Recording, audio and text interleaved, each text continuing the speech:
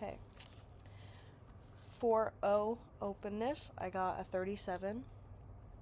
C, conscientiousness, I got a 22. E, extroversion, I got an 18.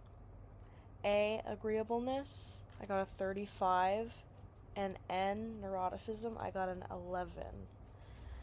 For openness, a high score seems pretty accurate, I would think. I am open to exploring new things and new people, and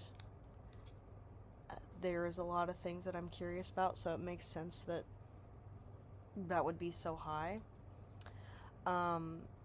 If it were lower, it would mean that I don't break out of my shell, or I don't like that or prefer it, but that isn't true, so it is applicable.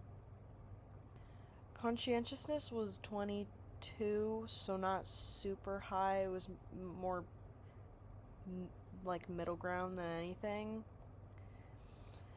which I think makes sense, because if it were to be higher, on the higher end, that would be more strictly organized, more like OCD kind of planning. And then really low is kind of little to no planning, go with the flow, impulsive, which I'm neither. I like some sort of structure, but if something doesn't have a structure, then it doesn't, and I'm fine with that. I'm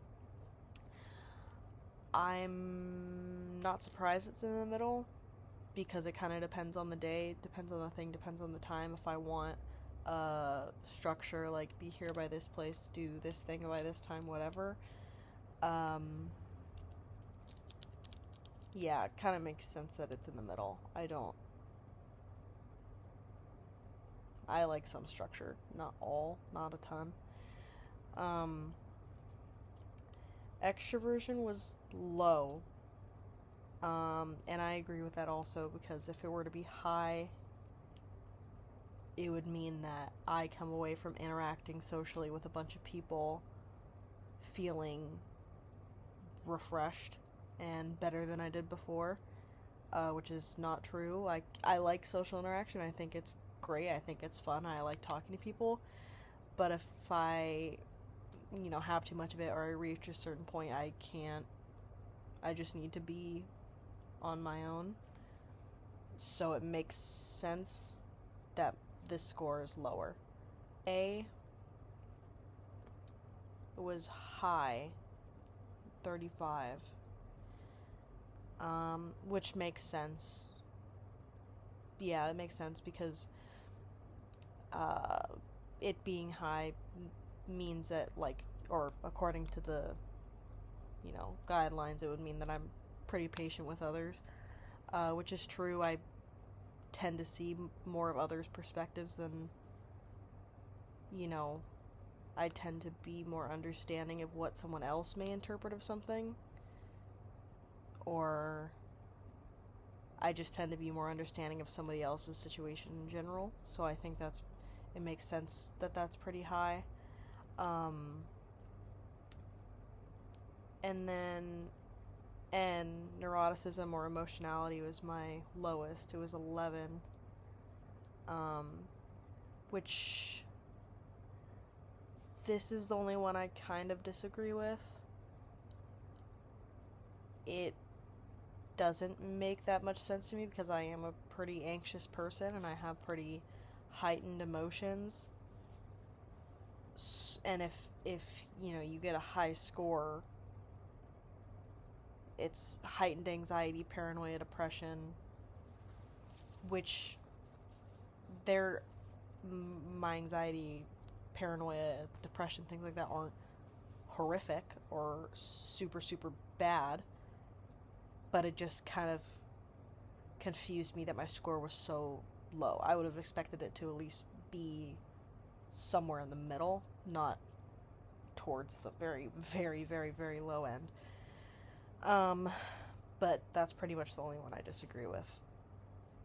But maybe I'm more chill than I think I am. overall, I think they're pretty accurate. I think for the most part, I could have told you this, or I could have predicted these, but it's just the last one that's kind of confusing. I don't know how it's that low, but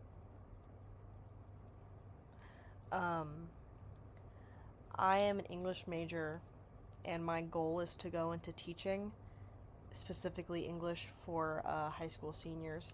So I think being open to exploring things, being curious, being agreeable, and paying attention to effort and detail without being too by the book is good, because I feel like as a teacher, you work with so many people, every person is different. You need to be able to understand that someone's situation is far different than another's, and being open and curious and agreeable will help with that, because I'm able to extend my empathy towards them. I'm able to look past my way of thinking to help them and understand why they chose to do something the way that they did,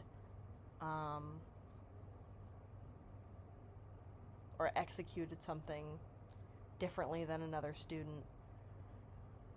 But I think my scores or how I am will benefit me in the long run during my major. Relationship wise, I also think it's a good thing to have, these assets, the like openness, curiosity, agreeableness, and conscientiousness, because again, being able to understand somebody else is helpful in a friendship, because how else are you going to connect if you can't understand what they're going through, if you can't understand what they're saying? And I think it would help with relationships of any kind in general. So, yeah.